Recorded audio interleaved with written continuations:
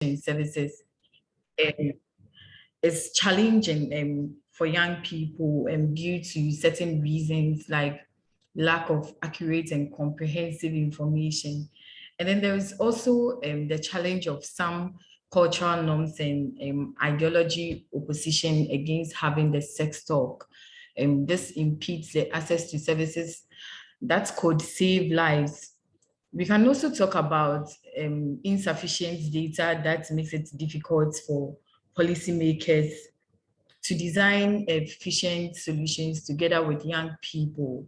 So on today's CMO3 Top Party series, we shall dialogue and find solutions to the challenges that we would identify. And this talk party is made possible with funding from UNESCO under the O3 project handled by Kairos Minds Ghana. So you can visit our website on www.cmghana.org to read more about the O3 project. So before we begin, can I hear from each camp, because we are a collective of schools, that's tertiary schools. We have UCC, we have University of Ghana, we have Ghana Telecom, we have University of Education, Winneba, and so on and so forth. So let me hear from you. The UTAG strike is what is happening now. What are your experiences on campus? Please, you can unmute yourself and then share your experience with concerning the UTAG strike.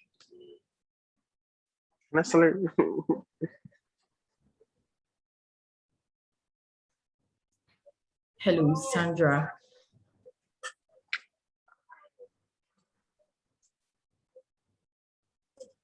Hello. Please, are you all here with me? Yeah, we're here. Okay. Please. Can I hear your experience concerning the UTAG strike that is going on campus?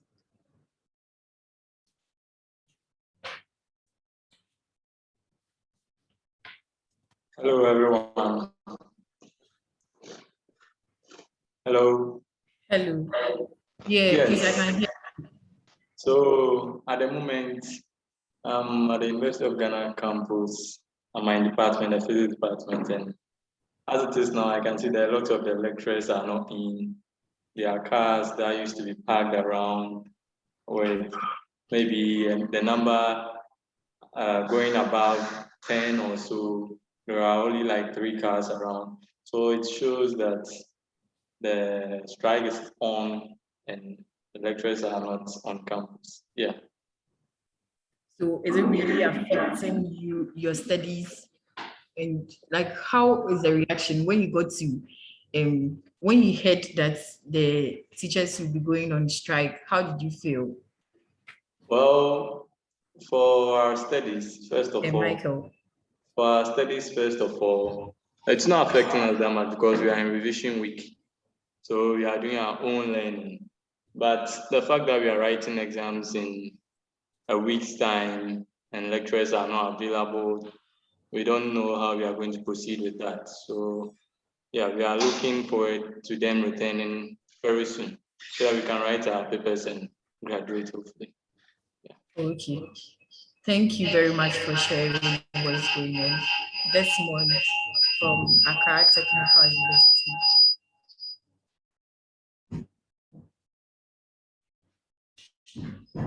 Desmond, your hand is up.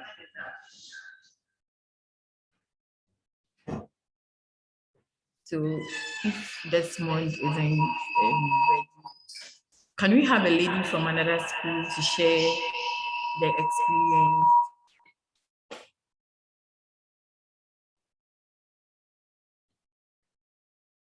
We have Sharita, Sewa, Abigail. Please share your experience in the UTAG strike. Sarah, Sandra. I want to listen to what's going on. Please talk to me.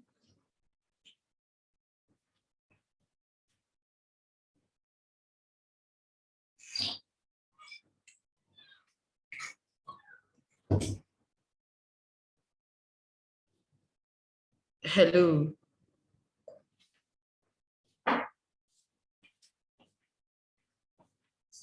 Okay, this would allow you to.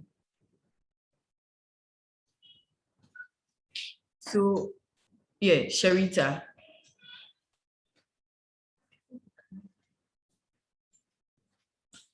Desmond, I think you can unmute now. So please try and unmute and share your experience with us.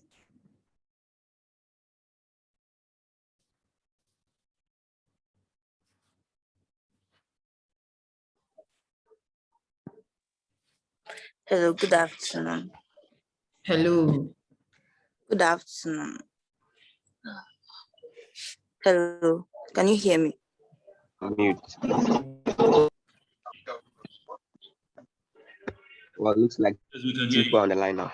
Okay, so you first. Desmond, please, can you come again?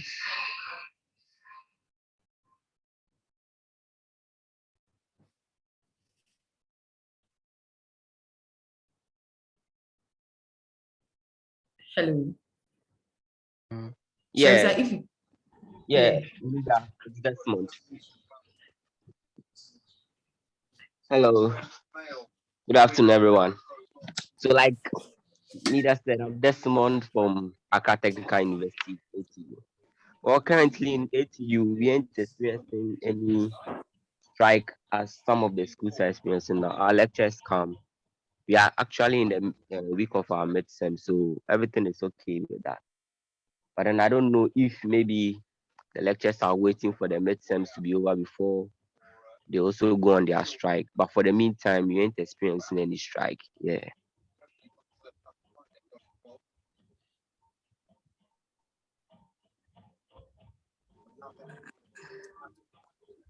thank you for sharing yours.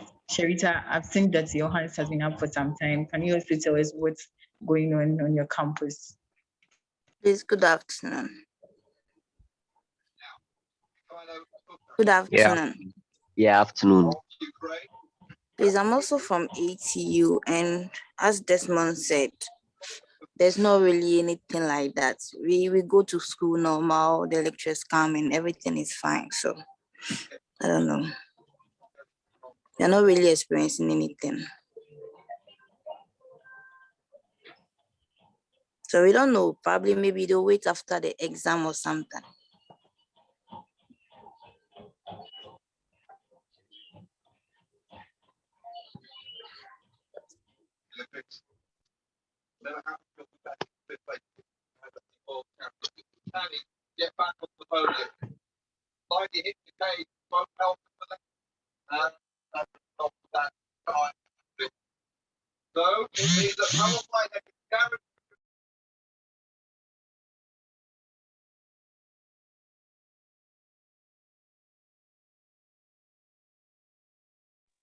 Still not.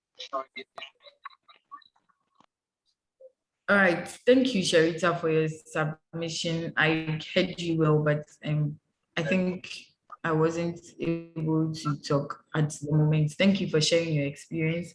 And I'm also a student of University of Ghana, and because of our double track system, I'm home, but with the UTAC strike, I heard teachers are not attending lectures, and okay, some students are happy, but then it's affecting other students who are ready to learn and all that. So thank you all for sharing your experience. Now let's come to the fix the country. We are all young people, and we know some of our colleagues, our friends, people we don't even know are going on a demonstration today on fix the country. What's your take on that? What do you know about fix the country? Are you in support of it?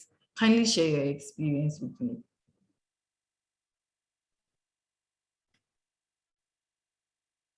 Yeah, there's more that girls say, wow. Please, me, I'll mention names if you know my name.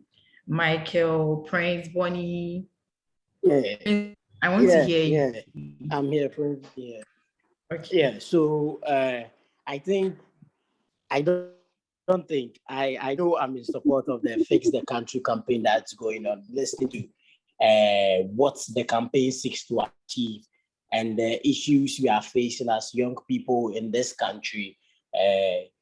That is increase of rent, increase of light, increase of fuel prices, and things like that. If you are paying some of these things, you tend to find and know how it feels to be in the position of our parents and things like that. So I'm in support, and it's quite unfortunate that I'm not out there joining the campaign, but I'm actively involved in the process on Twitter. So yeah, I'm in support of the campaign. I was even about to ask you why you weren't part, but you've already answered that. I can see Sandra's hand in Desmond. Um, yeah, I want to hear from you. Please unmute yourself and talk. Well, it's Desmond here.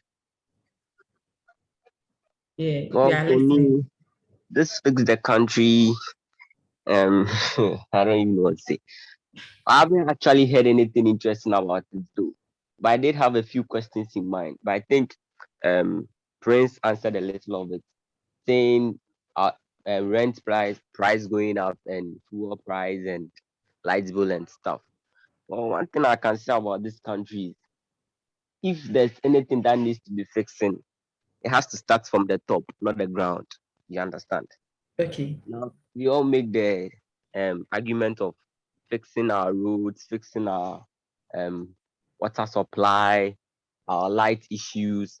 All these things are things that we the citizens can't fix. You understand? We can't do anything about those kind of things. The only things we can do about is maybe maintaining a clean environment. That is like more in our area. But then for the light bill issues, the rent issues and stuff, it has to come from the top. And the way things are going, I could say that it doesn't matter how many um demonstration is done. We all know this country, for a country to be a safe face country, right? They like to save their face. So when a demonstration is done, let's say a whole of a week, students go on strike, those kind of intense pressure is put on the government. They'll start to do a certain project, and then halfway through they are done. They stop halfway through project and then wait for another government to come and continue or start afresh. Now you should ask ourselves this question: Is campaigning, sorry, is demonstration the only right way to go about fixing this country? Because we all know demonstrations actually do help a lot in other countries, but not in our country. So we, the current youth, have to find another ways and means to make sure that the message is what is sent to the government directly, because demonstration actually doesn't do anything in this our country. I think anyone or everyone in this group will agree with me. So we have to Yeah, come up I with another way. yeah, I Yeah. think I agree with you in some aspects, and I don't know other ways that you think we can resolve this issue or advocate about this fix the country. But then I think as time goes on, maybe we'll find that, or we would get to know about the other options so that we'll be able to advocate well. But thank you for your submission. Sandra Scott, I think we'll take that and then move on to the main agenda.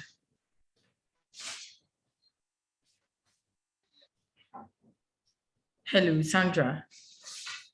Okay, so I think Wait, Sandra, okay, um, you just see, I think the Zoom host, right?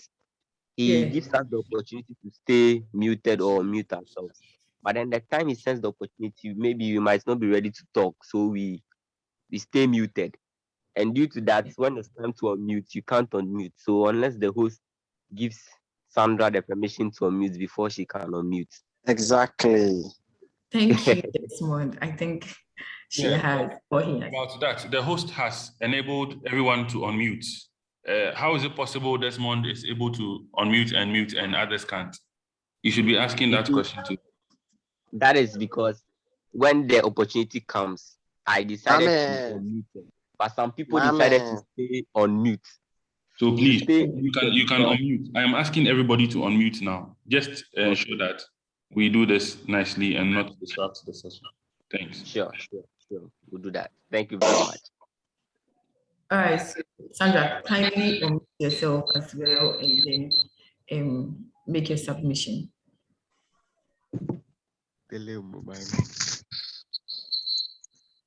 Oops, it has happened again. All right, so we can move on. Since Let's move I on. can see that most people have been able to unmute themselves, so the conversation can go on. So growing up, Desmond, talkative. Let me start it. Desmond, growing up, where did you get access to information about your sexual and reproductive health? Well, my childhood was a little bit of more of an isolation childhood, growing up with a good moral parents was a little bit difficult to get sexual information.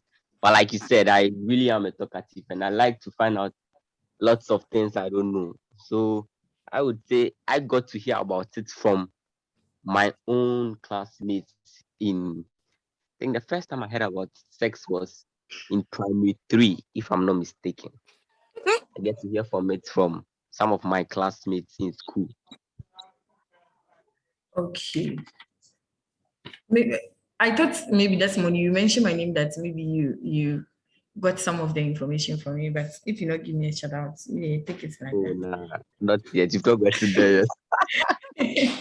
So let's hear from the others to know how they assess when they were growing up, how they assess sexual and reproductive health education, or sexual and reproductive health information. Michael, Sewa, Bossman, Idrisu, Kelvin, Michael. Oh, wait. Idris is here.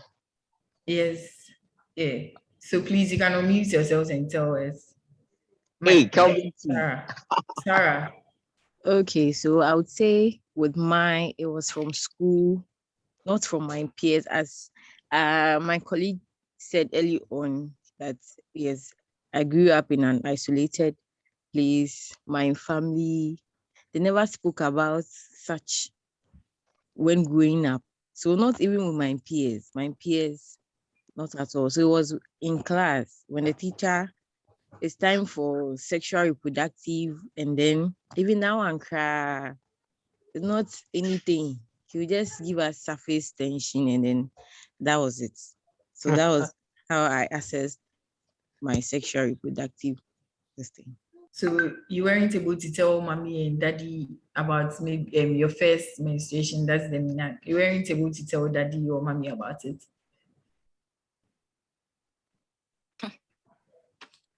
This question. Sharita. Should I come in? Amida, why you me? Hey, Amida, don't. Sharita, share your experience. Were you Can I able come to in? tell your parents about your first the first time you menstruated? Were you able to tell your parents? Yes, I have a strong connection with my mom, so I tell her everything. Oh, that's fortunate of you. Mine, I wasn't able to tell my parents. No. I didn't really know about menstrual, whatever it is. It was from a friend who started menstruating and she spoke about it with me, which I didn't really believe that. So from school, I realized I was bleeding and my abdomen was really paining me. So getting back home, I didn't understand what was going on. I realized I just bought my mom's bed sheet with all blood. So I thought I was hurt. So I had to call her home from work to tell her that I'm hurt, so she should come home. So she came home and she was like, that's no, it is thing. And she started explaining and all. So, well, my granny gave a silly statement that probably I had sex with someone. That's right. So she didn't understand why at the age of 13 I should start menstruating. Oh, okay. Oh, 13. That's should I say it's a nice experience or something, because you were able to have you had that connection with your parents, that you were Yeah, able to talk my to them. mom really speak about stuff like this because she feels it's better to know early than later. That is it. Okay. So Or to know and be deceived by people. Sometimes if you don't know really some stuff like this, you really be deceived by your peers, and also she prefer educating that than letting someone deceiving you. all right. So Michael Viney has his hand up. Michael, please Okay. talk to us. So good morning to everybody. Good It's morning. afternoon. Oh, sorry, it's an afternoon. Good Michael, good afternoon, everybody. Good afternoon. Yeah, Good afternoon, Doc. Merci. So when it comes to the very first time I got to hear about sexual health and all those reproductive health, I think I heard it from my mom and my dad actually. Apparently because I have elder sisters, and where we grew up from, or I mean, where we first resided, that particular place really had a lot of young people getting pregnant. Okay. So she used that as an example just to teach us about sex. At first, I never knew that. If you're going to give birth to a child, it passes to a birth canal. I never knew. I was thinking what that did you know? Oi, what oi. I knew was that what I knew. Ah, Yeah, Wow. yeah. When I think I was about 4 or 5 years.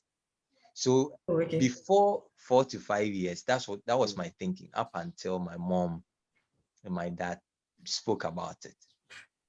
So it's because someone or people around us were involving themselves in early sex, not having contraceptives. They didn't know. Some of them actually they didn't know. Okay, they didn't know about it, so they just get pregnant. They lose touch with their education. They can't go back to the classroom again because they can't write their BC. Oh, a whole lot of issues. So my mom used that as the yardstick to teach us on sex. Okay. So Well, to me me, I got actually to hear about it at 4 or 5 years. But after 4 or 5 years, she never spoke about it again, or she was speaking about it with my sisters, but not to me, up until I got to 8 years, 9 years when I was in class 3. 8 years when I was in class 3. When I was moving to class 5, around 8 years. That was when my teacher started speaking about it in class, and I got touched with sexual health. Yeah, That's my submission. revelation happened in your life. Well, frankly speaking, me, I actually know it was coming from God. I thought he was throwing the babies through the air, and For Yeah, yeah, real? no, yeah. for real. Yeah, That's what yeah, I that really was my thought. thinking too. Wow. I It's never like That was my thought thinking that too. in any way, for but me, it was like okay. I I always knew it like way before I grew up. I always knew that this and this were what happened. You see, how can I say this? I'm the curious type, right? So with these kind of things, unless I don't get a chance, but if I do get a chance to maybe visit the cafe or maybe get on someone's phone, then you see, I get to researching and all this kind of stuff. So at an early age, I started like learning more about this kind of stuff. So for me, it was like, let's say normal. Yeah, it was normal. It was normal. Okay. Let, When let you me say total mentioned something proof. that, funny, Amida. yeah, when he mentioned that he was curious, I was about saying that then why don't you join Curious Mind? Yeah, Michael. So join Kiosk Man, they do your body, your boss. You have to join. Yeah, check like me You now. are I see that losing off. something. I mean, that don't talk clearly. Like I did your inside. I hear. Hi, I hear. Desmond, we'll talk about that later, but you are telling lies. So Yeah, no, so So, so I also thought yes. the children are just thrown. I never knew. The thing was that I mean, though I had my own room, we had our own room to sleep in. I was sleeping with my mom and my dad. Okay. when I grew up, I realized that sometimes they were having sex, but I never knew they were having sex. I thought they were playing. Hey. Yes. When I grew up, I realized I was like, hell no. Come on, hold on. You know, I was like, you know. Unless you are asleep, no. or else you know. Like, I seriously, never you know. knew. Wait, I Really? never knew Desmond, up wait, let until him land. Okay, I Michael, never continue. knew. I never knew Interesting. up until Really interesting. yeah, Yeah, up until I So grew up. When maybe, I grew up, I was like, so wait, what they were doing then was they having sex. I'm serious. You think maybe I'm joking? You know, for me, it was like maybe if I'm not yet asleep and I see that this is always about to go down, then I'll just be like, come on. Sleep should just come and let me go. Sleep should just come and let me go. Then maybe between 5-10 minutes, I'll be asleep. So by the time I wake up, you see, they all have like smiley faces. Then you see that kind of stuff. It's like that. It's like that. It's like that. Yeah, but I always knew. So though it was sometimes awkward and stuff, but what can you do? Nothing, right? Nothing. yeah. So yeah, it's cool. It's cool. All right. So let's hear from those who that they were able to tell their parents, those who had the super connections and all that to their parents. How were how were their reactions when you told them about your first time menstruating or maybe wet dreams? The boys, you should The tell us. girls. yeah. I It's more like I the think girls. this The one I girls. would The start. girls. No, Nah, no, no. go with Let the me start. girls. Let me start. No, let me start because it's Aye, like an aye, interesting thing to listen to. aye. Go on. You know, since I grew up in a religious house, something like that. Uh-huh. I was trained to be like abstain from sex, don't do anything that will arouse you or Yeah. anything like that, right? So Order. Chastity and shit. Yeah, chastity. yeah, so we learned about wet dreams in school, right? And according Uh-huh. to our science teacher, she explained that mostly happens in teen men and what leads to wet dreams and stuff. So when I was like, I would never experience it because of what I was taught. Like I don't do this, I don't have this kind of dirty thoughts because of what I learned and all those stuff. So one day I woke up from sleep and I realized I literally had wet dreams, like I wet myself. Damn, I was panicking, like seriously. So I told my mommy that I think I'm becoming more like my daddy. I was like, why am I saying that?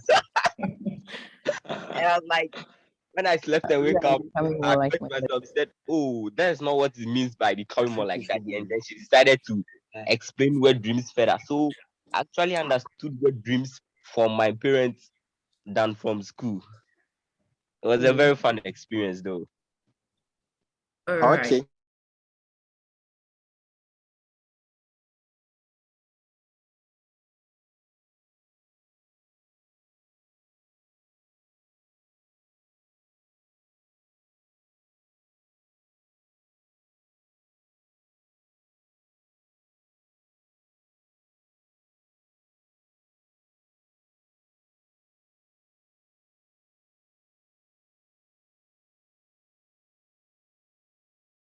Granny felt I was too young to get, to start menstruating. So Okay.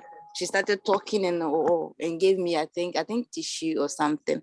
So when mommy came back, she was like, "Oh, now you're a woman." That kind of talk, teasing and Yeah.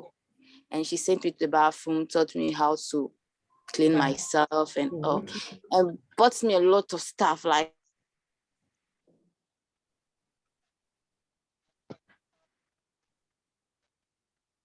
Hello. Cherry, are you listening? really These chilled. are some of the things you have to change in Ghana. Our network, you have a lot of things to fix in it. Sharita. Yeah. Yeah, Sorry, please. my Go network was. on. We're listening. Go on. So after all those things, I felt so shy with my peers and all, you know. And with my mom, she's very secretive. She doesn't really like talking about some stuff because until you decide to talk about it. So I was with a friend and I wasn't feeling comfortable when the friend was asking, what's wrong with me? And in French, the menstrual something means ruler. Like he has the same name with ruler. Do you get it? So when I said it, the girl was like, why? If I've bought a new ruler, why am I talking about it? Why am I feeling so uncomfortable? I was like, nah, that's not what I mean. And she was like, oh, okay, you're now a woman. I started spreading it all. So that's it. Interesting. Yeah. That's a nice experience. You were fortunate to get all these kind of treatments. And for instance, when I went ahead to tell my mom that I have seen blood, I don't know what it means and all that, and she told me that, oh, you've now gotten to the adolescent stage, and this, she told me some do's and don'ts, and I don't know if you would all relate with this do's and don'ts somewhere, Yeah. that I shouldn't mingle with boys playing. Yeah. I should set standards. I know there was a whole lot of. Do you relate? And my to mom said, if you try, you get pregnant, then we'll suck you from the house. If you try, Yeah, you see, it's interesting. That's why every mom or dad says. If you meet a man, I don't know. I think they all went to the same school or the same like, organization or something. One person at a time. Yeah. So Okay. All right. Sorry. She made it look like if a man just touch you, you get pregnant. That's fucked up. So I was so scared. I was really scared. All right. So if you come close to me, I'll get bored. I was like, my mom said, if you touch me, I'll have a baby. Oh, no, don't touch I'm really me. sorry. I'm really sorry for Ew, Sandra, I'm pissing at the time. Need to hear. Yeah, I heard. Sharita, please, are you done with your submission? Yes, I think so. All right. So please, it's like we are hearing the conversation from one a group of people. Michael Sambo, Michael Dampare, Prince, Bonnie, and please, can we also hear your views, your submissions on what we are discussing, so that it wouldn't be one-centered place or one-centered people that are having the discussion. Yeah, Sambo, we are listening. Okay, for me, I never had a conversation with my parents about sex and adolescence. I got all my information from school. I remember when we were in class 5, one of our colleagues accused a teacher of having sex with her, and we all ran out of the class because we did not witnesses to that particular statement. Because if they had come to ask, oh, who was in the class when this girl said it, who was going to own up? So we all ran away. And then our teachers began to educate us about sex and adolescence in integrated science. And that's the best I've gotten in my adolescent years about sex until I joined Curious Minds. And For real. It was just recently. Hello, Michael. Yep. Hello, yeah, we can now hear you. So please continue. Where did my line break? Because you did mention that you didn't know about things like this until you joined Curious Mind. Chairman, how old are you? So that's one. Please, can you allow him to talk? Yeah, Michael, please talk. Yeah, so I was saying that when we were in primary school, or when I was growing up, my parents never spoke to me about sex and when you become adolescents, what the changes in your body. No, I got all that information from school. And for us, we were shocked in class 5 when our colleague accused a teacher of having sex with her. We're surprised. Like, that was very strange for us. So we all ran out of the class. We didn't want to be witnesses to that particular accusation that was happening at the time. But as time went on, our teachers taught us about sex and adolescence and in integrated science and other subjects that had to do with, the conversations about sex and adolescence. And so that's how we got to know, I got exposed to information about sex and being an adolescent. But after primary school JHS, we heard things from our colleagues, like in the dormitory in SHS with boys and all. But like some of our colleagues have said, because you grew up from a religious home, you don't want to get or consume so much of this information and be tagged as a bad person. So most of the time you try to shy away from it and then not to think of it so much. But until I got to Curious Minds or I joined as a member, then I was exposed to some more information and even data on things like teenage pregnancy and all that. So I think this conversation is a very good one. It's interesting that we are sharing our perspectives of how we got to know of sex. And I hope our generation is better when we become parents. Thank you. You are welcome and thank you for your submission. Nice speech. Abigail, Nice speech. I would love to hear from you and Sewa, Akosia Sewa, please. Eva, Hackman, Idrisu, please talk to us so that we also hear where you had access to sexual and sexual information, like something about your health. Okay, Idrisu and Bosman. I have a question. Yeah, please go on. How long has Curious Minds been in the system? Like, has it been there for long or just recently?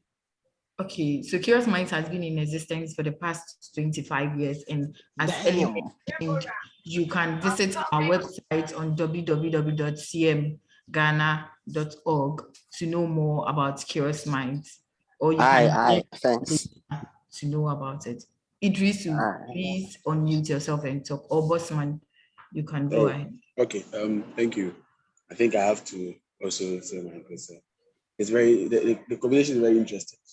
Well, I had this experience because of my society where I grew up from. We had these stubborn boys, I don't know how to call them, that we do a lot of bad things. So most of us we like to roam, this kiddie time play we used to play where I don't know if you all know about this mama and dada stuff and stuff. So I started learning from that. I mean, that's why I had something called sex. Actually, I don't really go out. I'm always indoor. After class, after school, you have to see things like so. When it's on weekends, it's about you having the whole day for yourself. So you have to play with your colleagues. When you have these people who are older than us. So whenever you're talking, you always have a different way of playing. Yes, I'll be the mama, you be the dada, kind of stuff. So that's why I started doing it until I go to primary school. Primary 5, I started learning this love story, writing stories, where you go to assembly, punish, and here. So that was where I had that. And actually, I once had a discussion with my dad on that. Frankly speaking, even more. I mean, I was seen to be a bad person, a bad student, a stubborn student. So an extra caution was taken on me. So I was neither going out, I wasn't even having the opportunity to watch. So that is where I also had mine. All right. So let's hear from Bossman and then know if you are getting the right information, because we've mentioned that we had information from our friends,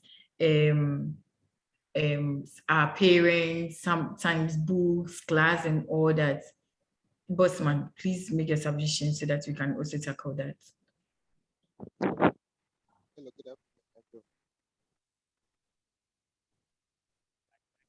Hello, Bossman.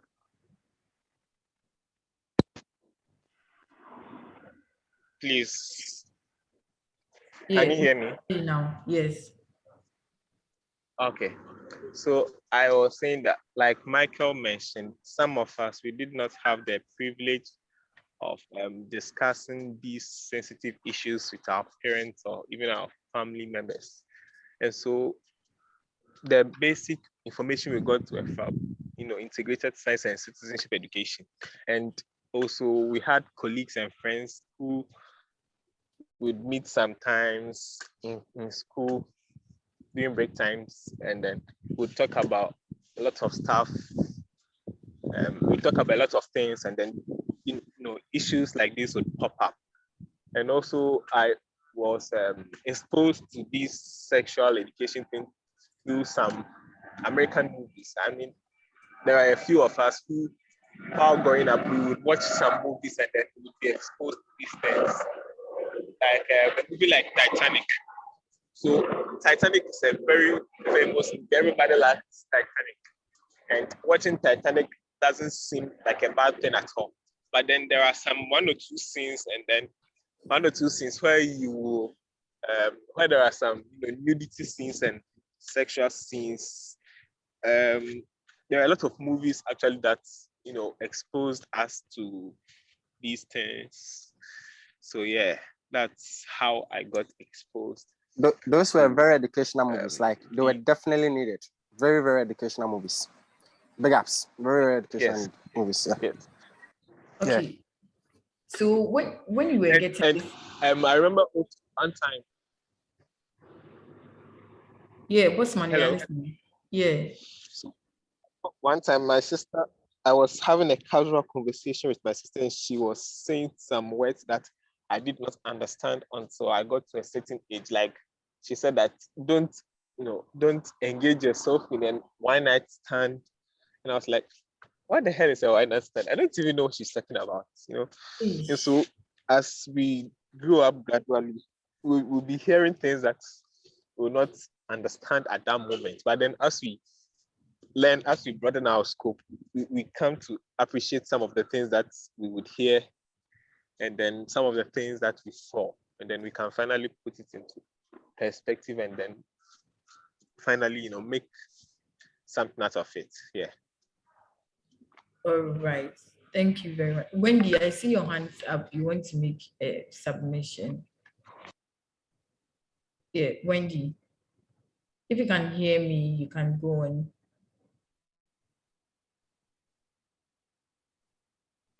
All right. So since she's not responding, when receiving this, the information from our friends, our families in class and all that, do we think we were getting the right information, or where do we even get the right information? Yeah, Sambo, you made mention of a lot of experience from your end, and I would love if you'd say something about this. Were you getting the right information? Thank you, Amida.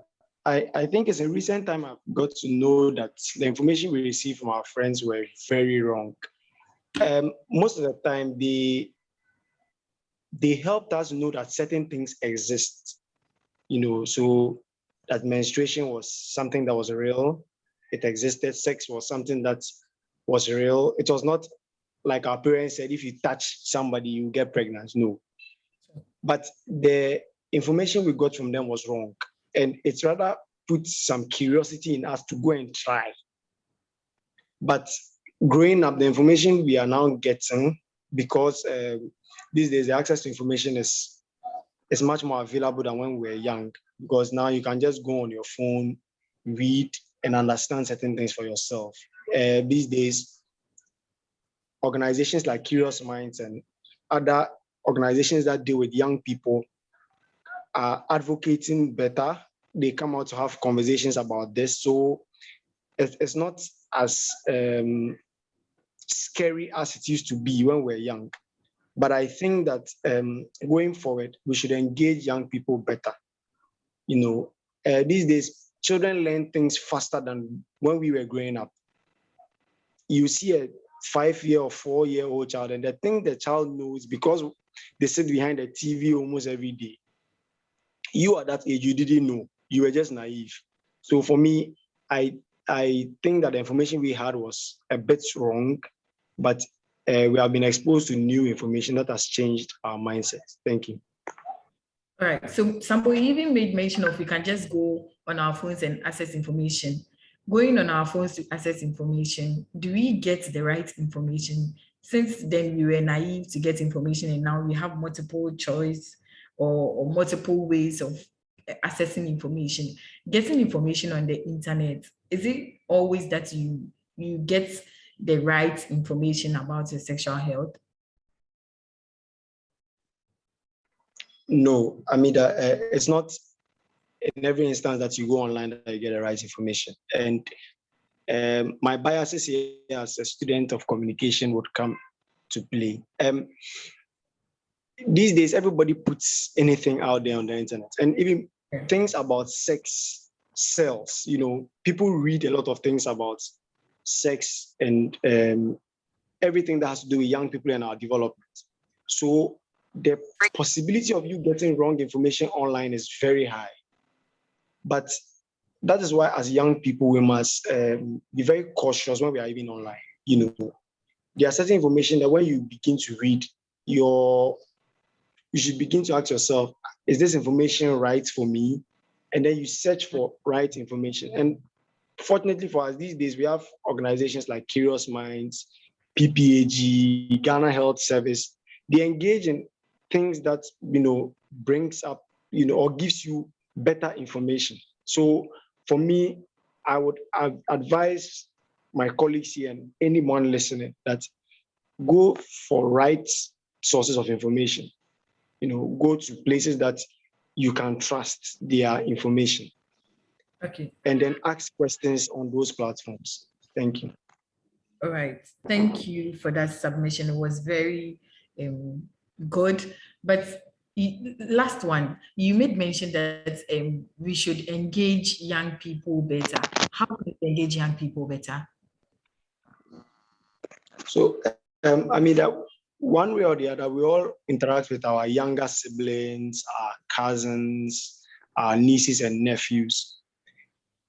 If we have realized, and from the intro, we realized that our parents maybe were afraid to have a conversation with us about sex because of maybe how they were brought up. Sure. But we know that the way they passed down the information about sex to us was not helpful. How do we, start that conversation with our younger siblings? You don't necessarily have to just start telling them what is sex and no, but some way, somehow, they will come up with certain behaviors. They'll bring up certain conversations. You'll be sitting watching TV with them and certain scenes are coming. You can't say they should close their eyes. If you say they should close their eyes, the next time you won't be there and they would watch it, right? But that's the point where you begin to engage them. You begin to tell them that what these people are doing, it's not time for you to do it yet. I don't know how to really go about it. But those are the things, especially when you have teenage cousins and younger siblings. You can begin to talk to them about menstruation, teach them what to do, even get sanitary pads for them, and that would help. Sometimes people just have sex at a young age because of curiosity, So begin to shape their minds with information that is useful.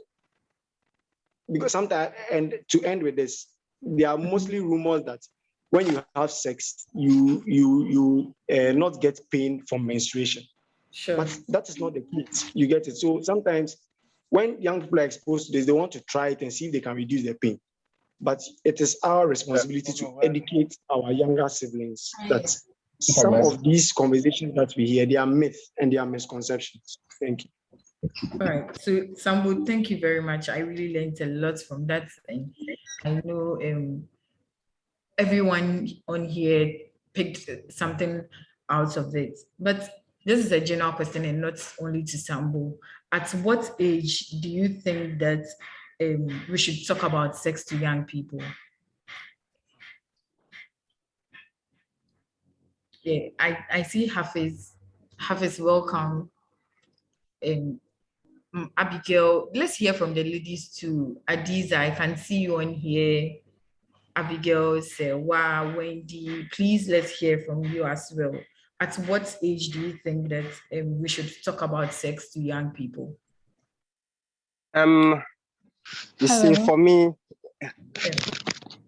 Hello. Yes, please, we can hear you. Okay, so with me, I think from age 10, because as at the time, the young person is now growing. You get me? So somewhere like age 10, the breast, the pubic hairs has started developing. So I think at that particular age, parents should do well to talk to their children about their sexual reproductive health. And then as they go by and by, as they grow to age 11, age 12, age 13, by then they would know a lot of things, so that it wouldn't be like their peers will be pumping false stuff into their heads. So that is what I have to say.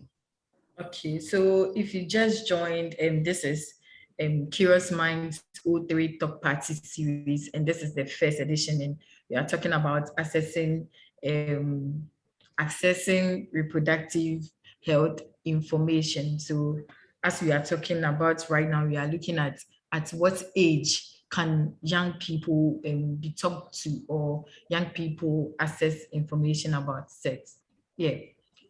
So please, you can raise your hand and then unmute yourself and talk. Personally, Okay. I won't put an age on when the kid should start learning about all this stuff. You see, every kid is different. Some are more like easy to deal with stuff compared to others, and everyone is different. So it all depends on you, who is perhaps the older brother, older sister, or maybe the one who is more enlightened. So it's you who decide that, oh, this kid, I know this kid, and maybe he's smart or he's sharper than maybe his peers at that age or something.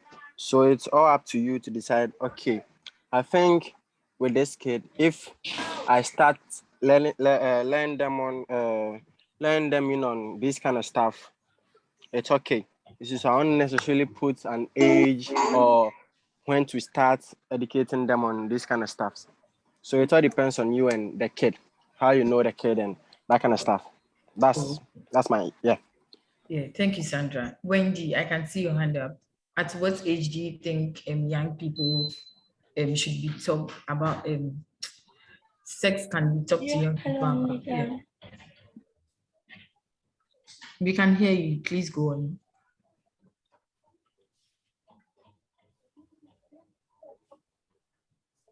Hello. Okay, so to me, I agree with what Sandra was saying. Yeah, hello, Amida. Yeah, I'm listening. We are all listening. Hello, Amida. Hello. Hello, can you hear me? Yes, please. Hello. Okay. Yeah, So, Wendy, please, I can hear you. hello, Amida. Hello. Yes. Please, can you hear me? Okay, so I said I agree with. Hello. Hello. Yeah, I can We can hear hear you, you. so Can you please also go hear on. me? We can hear you. Hello, Amida. Yeah, Hello. we can hear you. Go on. Wendy, We can please, hear we you. can Wendy, hear yeah, you. I can really hear you. So go on. Okay, I said I agree with. I agree with what Sandra was saying. It depends. To me, I think it depends. There shouldn't be a specific age that you say for this age that would be the most appropriate time to educate that young person. I think you as the parents should look at your child. Is he or she much more matured to know about all these things? You should look at how the person thinks, how the person behaves. If you think the person is much more mature to know about all those things, then you should go ahead and give him or her the education on it. That's what I think. All right. Thank you. Michael, I can see your hand up. Yes. So I don't agree with the first person. I think the lady who spoke. What was her name? Wendy. Yes. Or Sandra. I don't agree with Wendy and Sandra too. So Okay. the thing here is the first lady was saying at age 10, right? All right, yes. And what about age 8? What about 7? What about 6? What about 5? They go to school and all these kids come in their way. Some of them may have certain bad characters or certain negative behaviors. No matter how dumb the person is, As Sandra and Wendy were saying, no matter how immature the person is, the possibility of the person learning something from that friend is very high.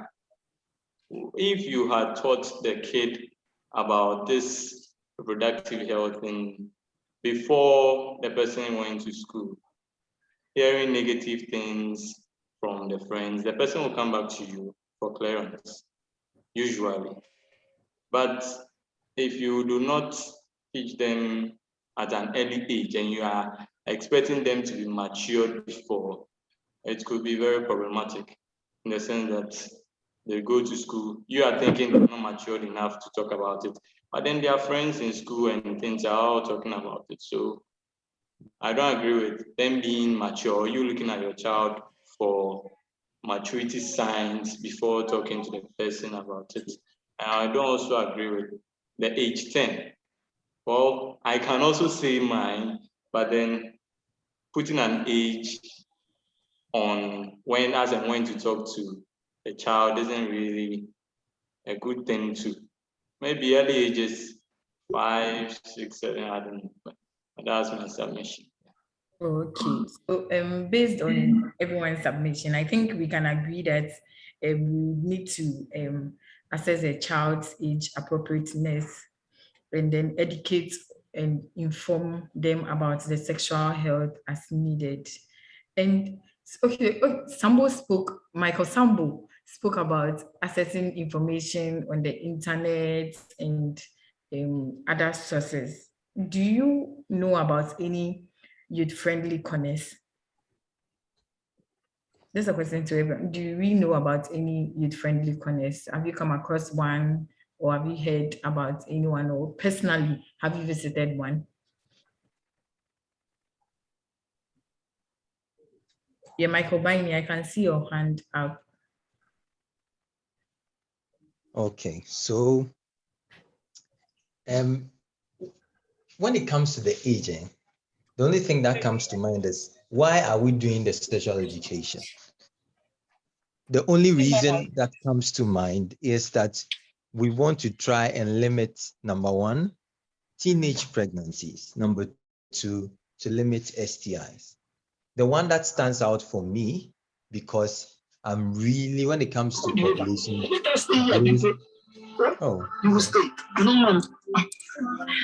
Please, Sandra, please mute your mic for us.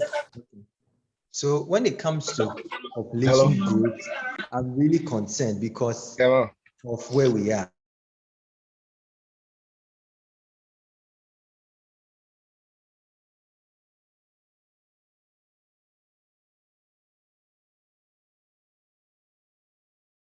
Hello, please, if you can hear me, Michael.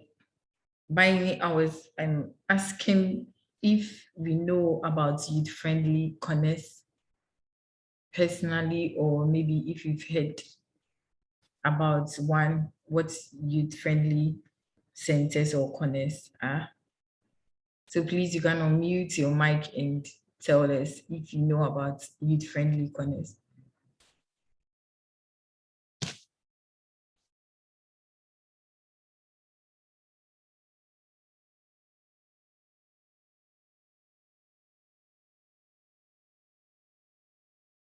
Hello. Hello. Yeah, Eva Hackman, please mute yourself. Hello. Yeah. Please Okay. talk to us. All right. So, this is not really.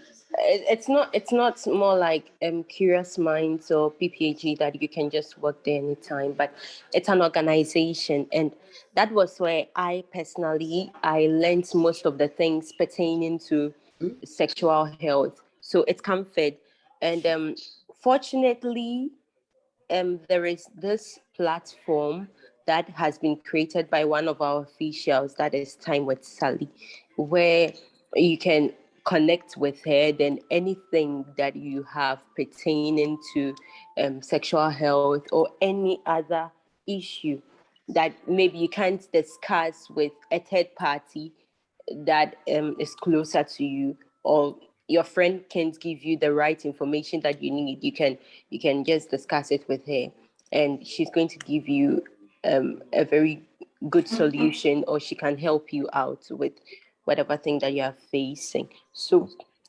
comfort personally has been one of the most comfortable places that I can just get in touch with either a peer mentor or a facilitator during a camp or anything, then discuss whatever issue that I have. And when we also went for some of these camps or trainings that have been going round every year for the ladies who are transiting from SHS. Some of these ladies also discuss their issues with us, because one time after the classroom session, the lady came to me and told me that this and that is what I'm going through, and it bothers me a lot and everything. So all these people can come to us, and our little idea that we have, if it's above us, we can just link them up to someone else who is ahead. Yes. So. Yeah, but Eva, do you know what a youth-friendly corner is? Do you know anything about a youth, do you know about youth-friendly corner? Everyone SOS, please, do we know what a youth-friendly corner is?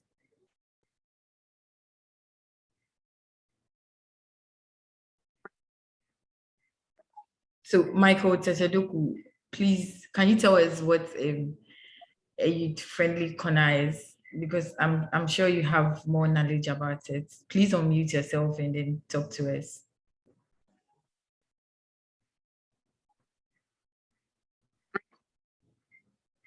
Hello.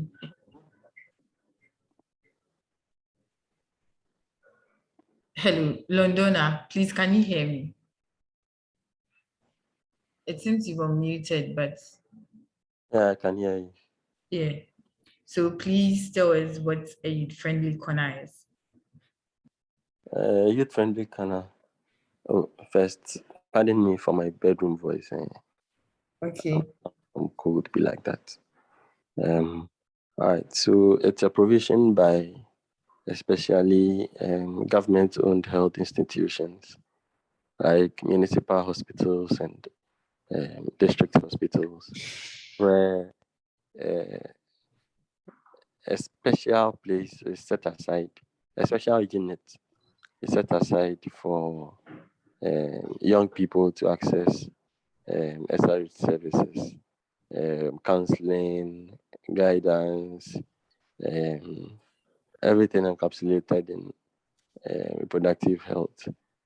The aim is to make sure that it's as friendly and accessible as possible, so that young ones wouldn't feel the difficulty of having to walk up there to say, oh, I'm sorry, but I think I haven't experienced my menstrual cycle in 2 months. Am I safe? Or something like, oh, I want to go play a friendly match, but I'm shy to go get a condom or something from a pharmacy. This would have staff that are friendly enough, who are accessible enough, ones that young people can easily approach and then access services and counseling from them. And also not risk having older ones see what is going on and then carry that kind of backlash to them when they are back home. Like, hey, so this is what you've been doing. Yesterday I saw you at the hospital. You're a bad boy. This is what you've been doing. You're a bad girl. You've been advising you, and yet this is what you're doing. So I think it's a very good provision that was given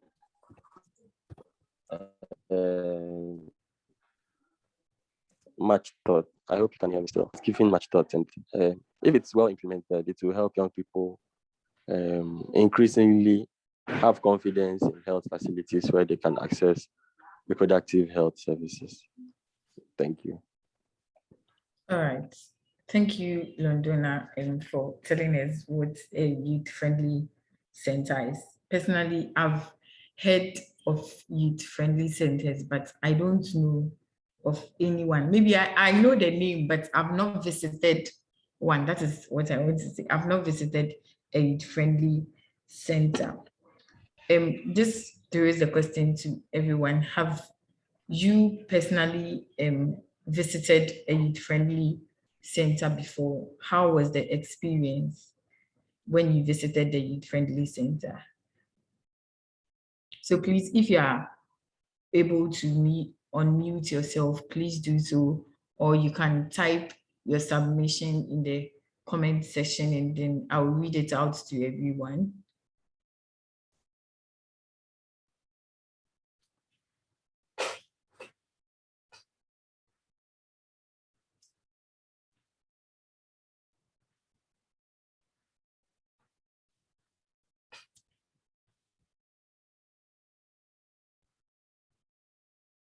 So please, I'll be waiting. I'm still waiting for your comments on.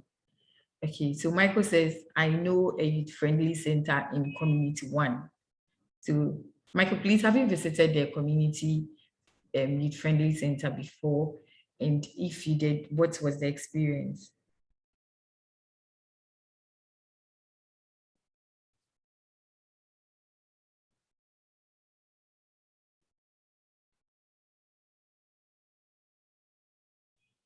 Okay, so this is from Michael Dampare, and he says, I haven't, but from the sound of it, I think it will be nice. It will be a nice place for me to visit. So sure, I've also read and heard about it, and I think personally, when I visit one, it will be an interesting one because when we go to for instance, when I go to a hospital to talk to a doctor or a nurse about private issues, I won't say it's a private issue, but sexual health issues, and some will be frowning their face, some will be giving some funny looks and all that. So I think going to the youth-friendly center would really help me since I'll be able to vibe with them like I vibe with my friends. So this is from Samikwe, aka Londona.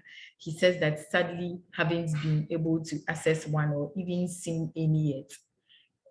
From London, from the way you're talking, it's like the book now, you know about it. And please, if the money is there, you can build one so that we come and visit it. That's just by the way. So I'm waiting for the rest to put in their contributions. All right. So Abigail Ewusi says that I haven't also been to one. And Michael Tetedoku says, I've been to a center before, but it wasn't to go access a service. It was to inquire. Oh, okay. So at least you've been to a friendly center before, you know how it look like. So please, information reaching me is that you can unmute yourself and share your experience. The problem has been solved. So please do so and let's vibe. Eva, I can see your hand up, so you can unmute yourself. Yeah, Michael Tetedoku Dampare. Yeah, before Eva says anything, right. Can you hear me? Yes, please, we can. So yes, the first time I saw a youth-friendly center, it wasn't because I was even looking for it. I was just using the route, and then I saw the signpost, and then I looked. Like I decided, I was curious because I had heard youth-friendly center countless times, and usually because it's in the hospitals, and I don't go to hospitals. I've never seen one, so I was curious to go see, and I saw the building, so I decided to inquire. Like I already knew what they did there, but just to get a feel of like how they receive young people and all of that, I decided to make some inquiries. And last month,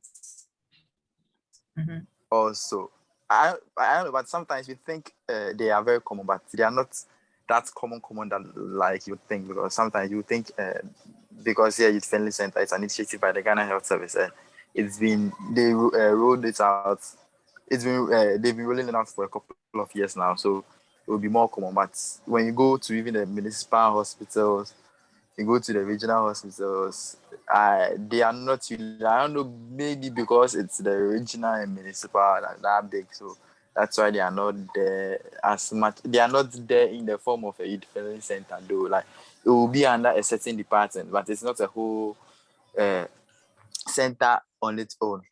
Okay. And I don't know, but I think it may be more at the district level where people may, because most people don't go to this hospital, so people may want to go there. But the one in community one, I think site 17 or so.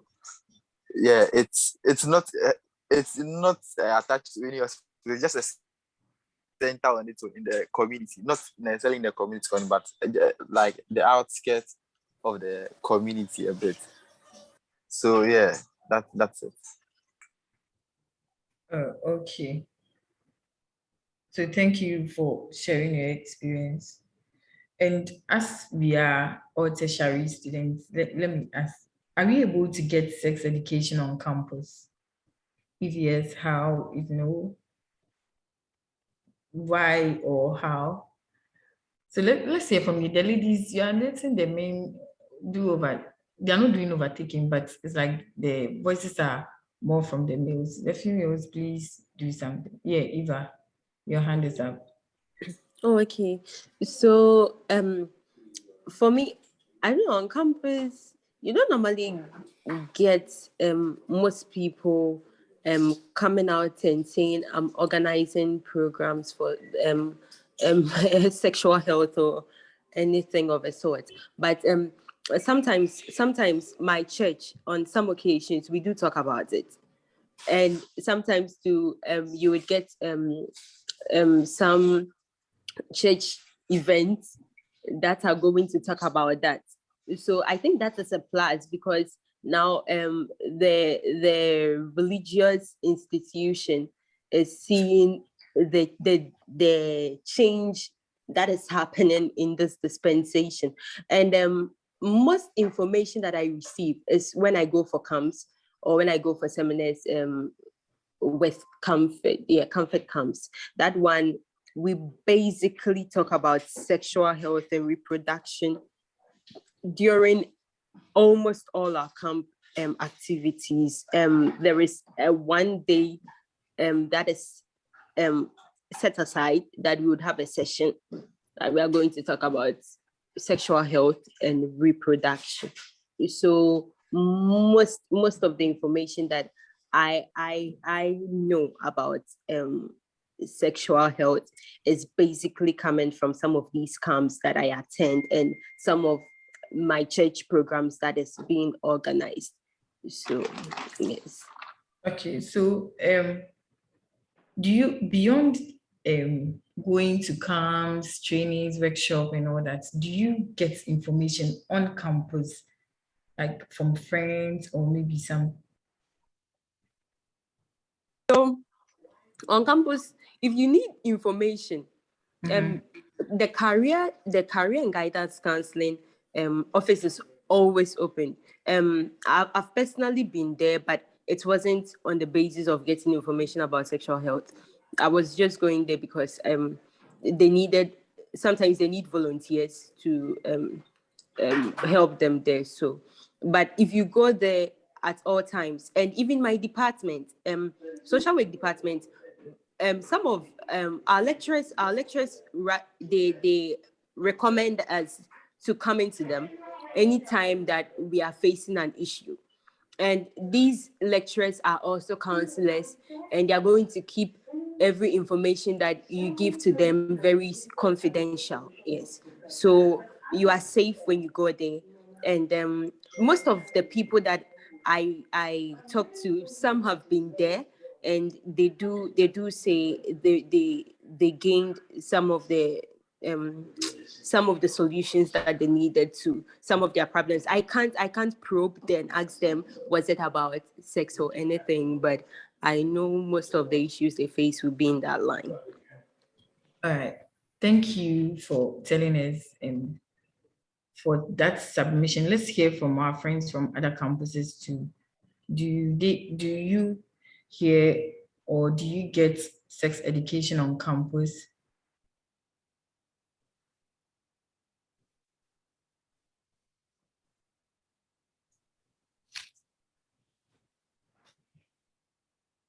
Hello.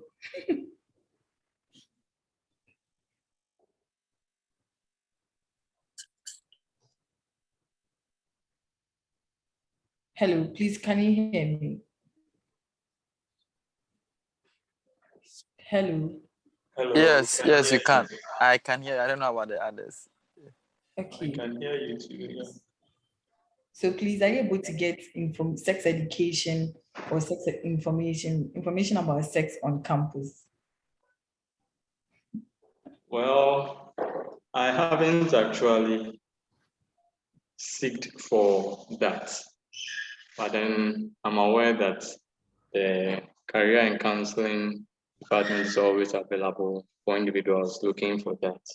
And there is also this sub-institute at Noguchi. Just that yes, it's always coming with you testing for HIV. And I think that's what deters a lot of people, but it's there. So, but I haven't seeked for it. Yeah. Oh, GIJ, UEW, I'm here, I'm listening. Do you get sex education on campus? KNUST, all the campuses, I want to hear from you. I've heard from Legon, UDS as well.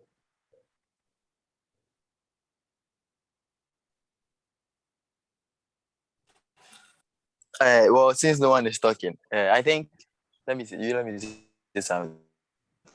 For a level of education where we sort of ascribe more sexual activities to, I don't think there is enough structures in place for sexuality education or sex education or reproductive health education and all of that. Because unless it is SRC week, where there are specific programs or like specific workshops on reproductive health issue or like reproductive health education, sexuality education in general, you hardly see or hear anything about that. I think, or unless the third party organization comes to the school and decides to come form maybe a club, which would their mandate to probably be teaching their members things around sexuality education and all of that. You hardly see maybe the school authority like a structuring itself that purposely focusing on sexuality education alone.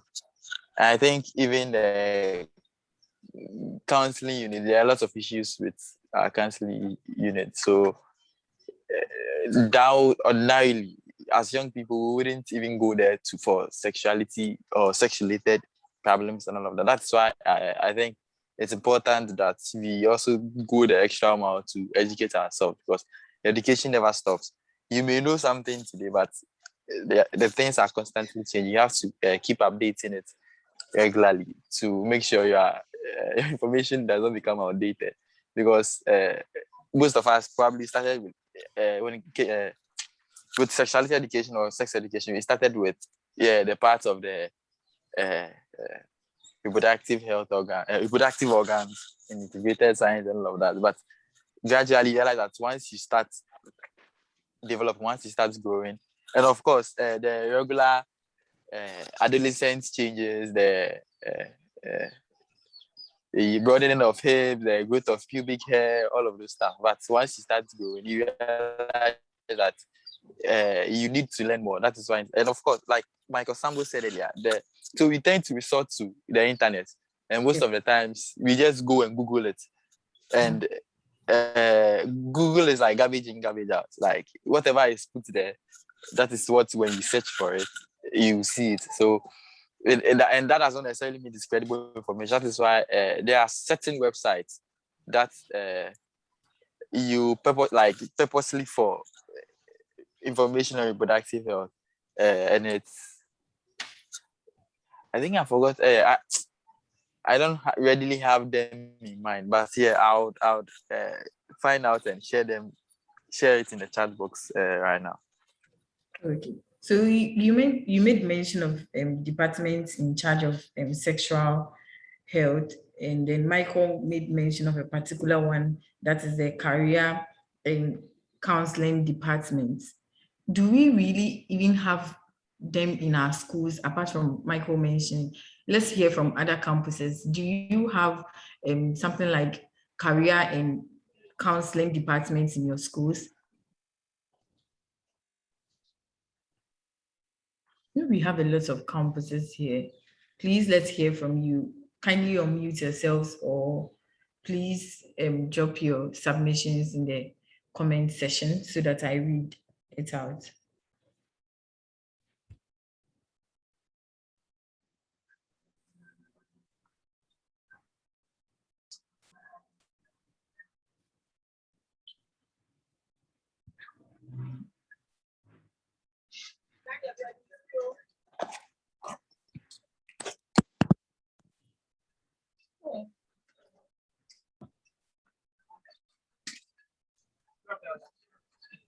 Hello, Sandra.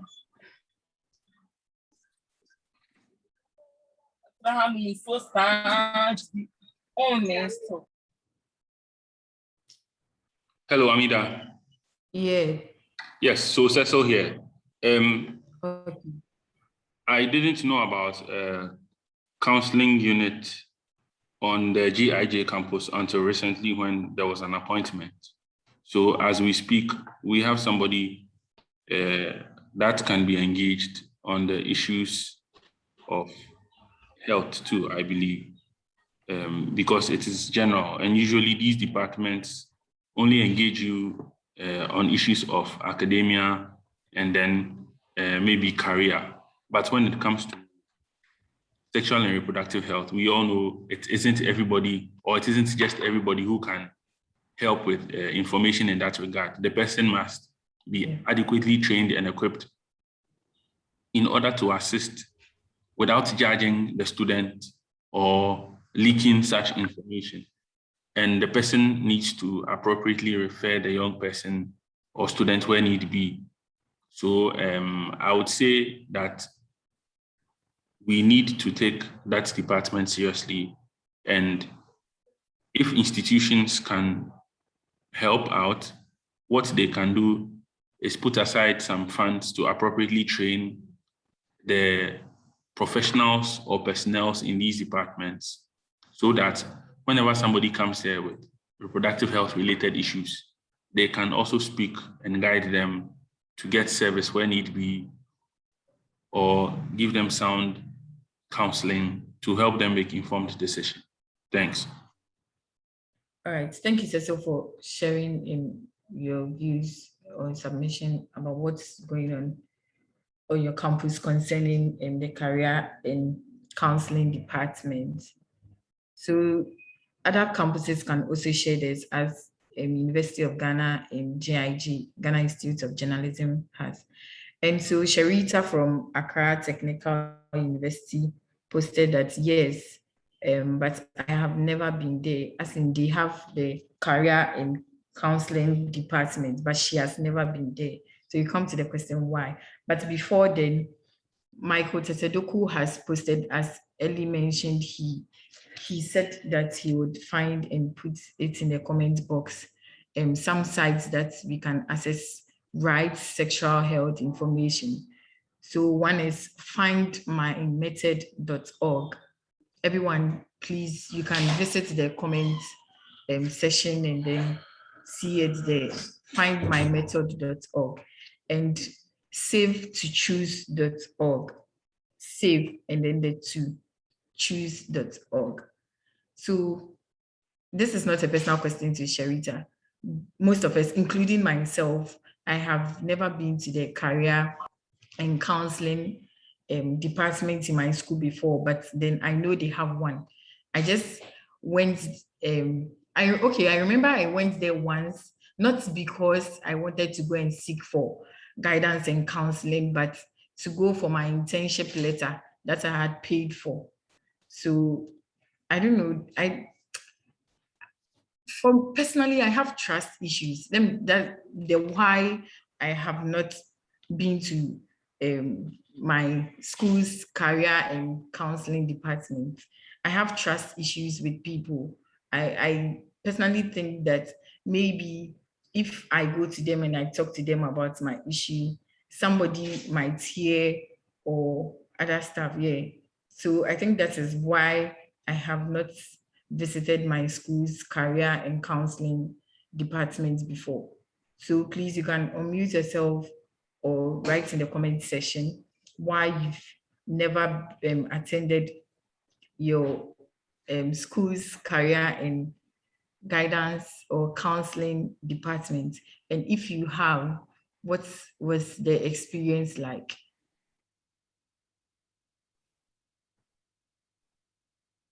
So Michael in the comment section has also said that Ghana Health Service has a reproductive health app too. That is the YMK app. Yeah, I know of that. You must know app. So you can kindly go to App Store or Play Store and then download and access right sexual health information. So please share if you've been to your school's career and counseling department before. What was the experience? If you've not, why haven't you gone? Why haven't you been there before?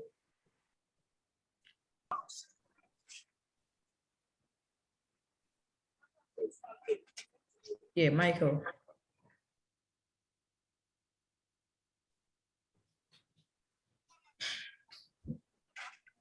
Sandra, I can see your hand up. Please, you can go ahead and talk. Okay. For me, I've never been to the counseling office because honestly, I don't really know what I'll be doing there. Since usually they'll be like, if you have any problems in the school or any emotional stress or you see that kind of stuff. And I, for one, I don't have it or any all of those things. So yeah, I've never been. Wow. Yes, Sharita. Please talk to us. Frankly speaking, I don't know what I'm going to do there. I don't know. What am I going to talk about with them? Is it that you don't have problems or? I think so. I just think like some problems are meant to, be kept for yourself because you don't know who is who or you don't know who you are going to talk to. And for me, people talk too much. So you think you are trusting the person, but at the end of the day, your problem is somewhere. So keeping it to yourself is better. That is it. Or talking to someone in your family, I don't know, someone you think you are that close to. Like me, for instance, I'll prefer talking to my mom than going there. You get it? So. All right, thanks. Desmond, your hand is up. Kindly. Yeah. Sorry. Well, for me, the truth is, I think when we got to level 200 first semester, before we actually even heard about there being a counseling in our school and how every student is assigned to a counselor.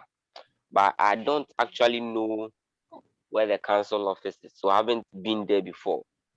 But I'll try to go there and find out to see how the section is, because frankly speaking, I've never been to counseling before. And I know some people say that counseling is an unhealthy process to mature or something. So I for one don't know for sure, but I'll try to go there and make sure that I'll learn as much as I can to be able to share more in our next meeting or conversation we're going to be having. We'll continue this conversation, right? Yes. So This is a top party series.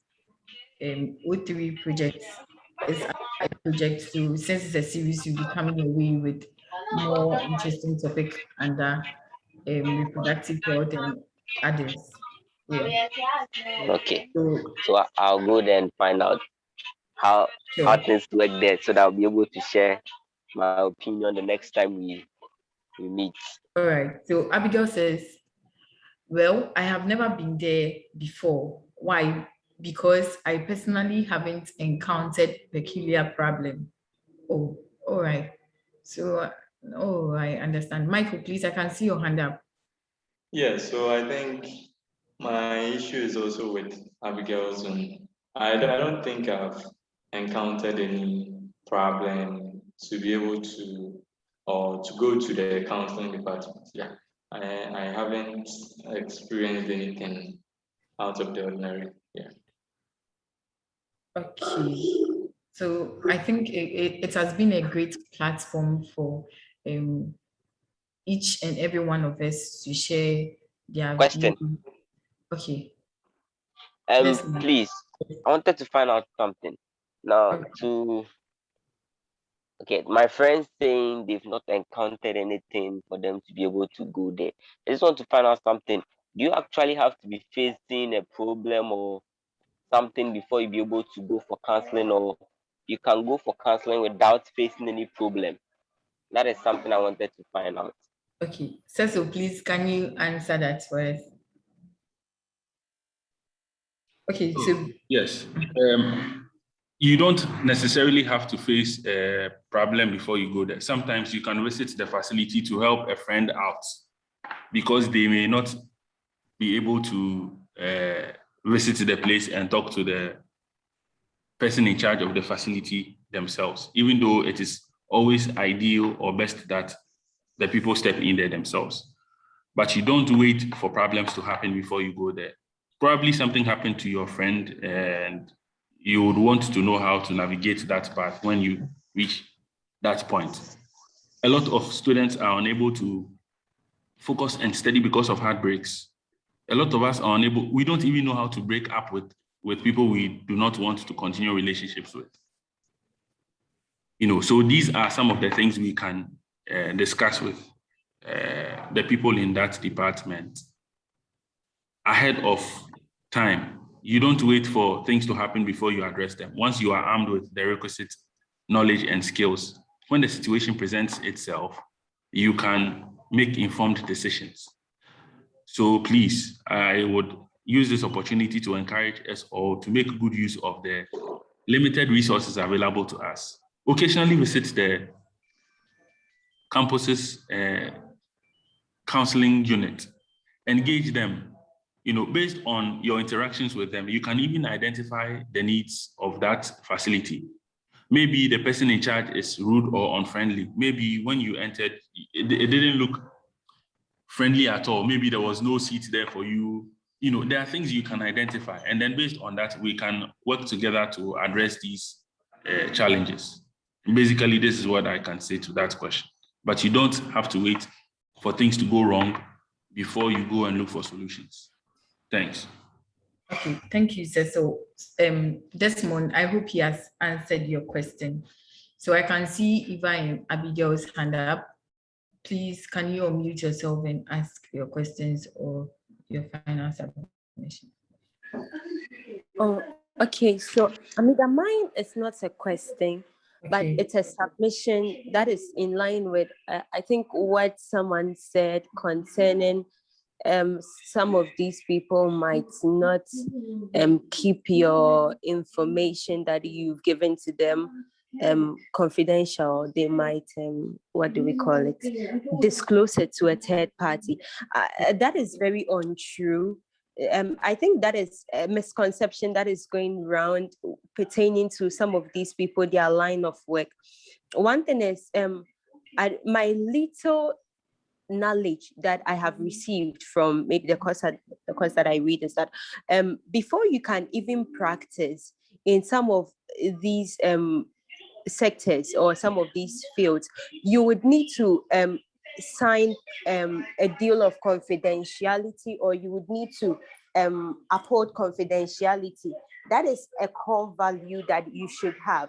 And at any circumstance, if you disclose a client's information to a third party, the client has any right at all to press charges against you, because in the working process, it is you then the clients that you are supposed to be privy to that information.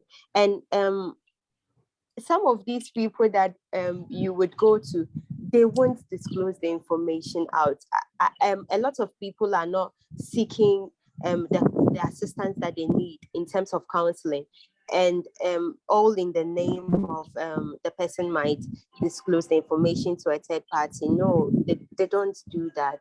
I'm not practicing as one, but one thing that I know is that there is they sign and they tell you before the working process starts that every information that you're going to give is going to be confidential, only on the basis that your information can hurt a third party. So that one, there is partial confidentiality, but if not, then there is going to be an absolute confidentiality. So I just want to just pass this out there so that people would just have a free mind and go and seek the counseling that they need. All right, thank you. So I was the one who raised the issue about that, the insecurities and all that. But I'm not saying what you are saying is very true. But my question is, do they really go through all the processes that they are required to go through to become counselors? Unlike some of us, sometimes you go to class, you miss a class or two, or sometimes the whole semester, but you come back and come and write exams and pass, and then we all graduate with degrees. Do they really go through that? That is just the question that was. Okay, Michael. Even beyond them going through this training, it's at the end of the day, it boils down to them trying to go by the ethics or not. It's left to their discretion whether they want to go by the ethics of their practice or not. So people are saying what Sharita said is totally untrue.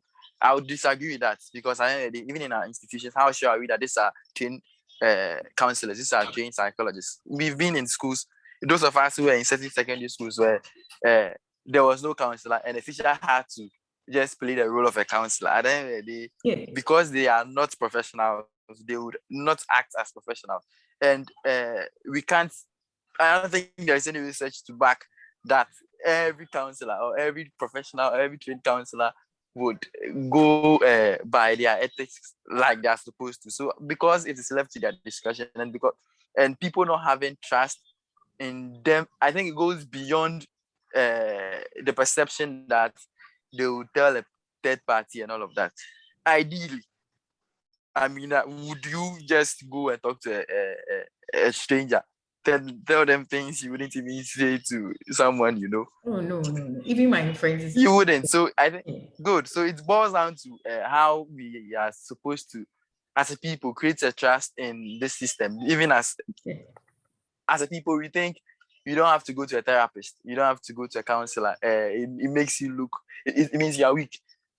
It means you are not mentally strong. So our perceptions around it even makes us not trust the counseling system we have in the country. So we can't exactly say that all counselors will go by their ethics and not reveal your issues to a third party. So all we can do is that let people know that, or how to even foster the people, the trust we have in these systems, and make sure that we patronize them as much as possible. But people are allowed to have their doubts, and all we can do is that gradually we are able to change their perception around it. And also, even the counselors we have, the psychologists we have, they should also be doing something about it, because if you are in a trade and no one trusts you to keep their secrets and all of that, who are you helping? I help no one. So I think we have more work to do, but we can't entirely discard the fact that if you may not want to trust a psychologist because of A or B, because it is happening. Okay. Yeah, I totally agree with what Michael has said. I think we are running out of time, so please, those that your hands are up, can you speak briefly for us to wrap up, because you've spent almost 2 hours. Yeah. So Abigail, Sharita, Eva, please make it snappy for us. Kindly unmute and speak. Yeah. So for me, it's just something you have to build up with someone. Counseling shouldn't be one person's talk. When you're going to meet the counselor, is the confidence and the appearance, the person, or how the person will approach you with the solving of your problem. You can't just listen to me from the beginning on to the end without saying anything that will convince me to come back. Do you get it? Yes. So Eva can't just tell me people have gone to school and they have signed. People still sign and lie. People swear and lie. Okay. So I don't think this should be something, well, me, I don't believe in it, so I won't go. That is it. All right, thank you. I think that was also her view. Abigail, please, can you unmute and talk snappily? Okay, well, for me, I can't say whether true or false the counselors disclose the information people relate to them, but personally, I haven't been to, I've never gone to them for their service before, but personally, I have a friend who had a problem, like a serious problem, and she went to a counselor. It helped her because from the state at which she was when she had the problem and like afterwards she having the sessions with the counselor, it really helped. So I think that a problem shared is a problem solved. So one way or the other, you would need to talk about your problems with someone.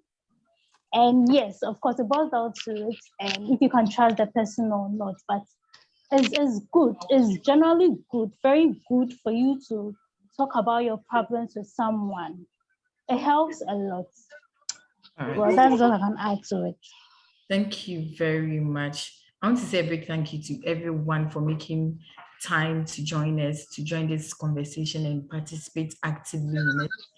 Curious Minds and I are very grateful for this, and we promise to bring you back more exciting and interesting topic on different editions of the CM03 project. We also like to thank UNESCO for the support in making this possible. So at this juncture, I'm sad and yes, I'll say I'm sad we are leaving, but briefly, some of the sites that Michael shared that you can access rights, sexual health information are findmymethod.org. So please, you can write them down so that after the session, you visit them to access rights, sexual health information.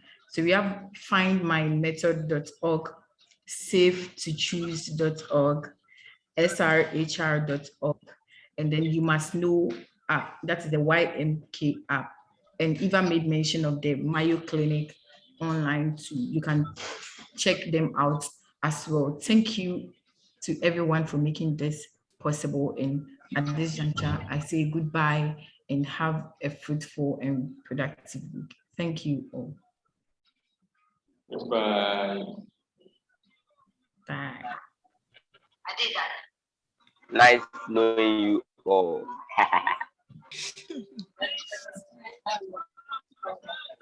Bye. Hey, normal.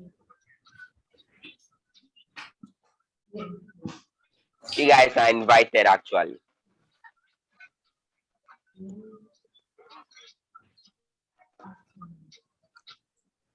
Desmond. Yeah. Look serious now back way. Uncle. Charlie, I will be great. Charlie, what do Charlie okay?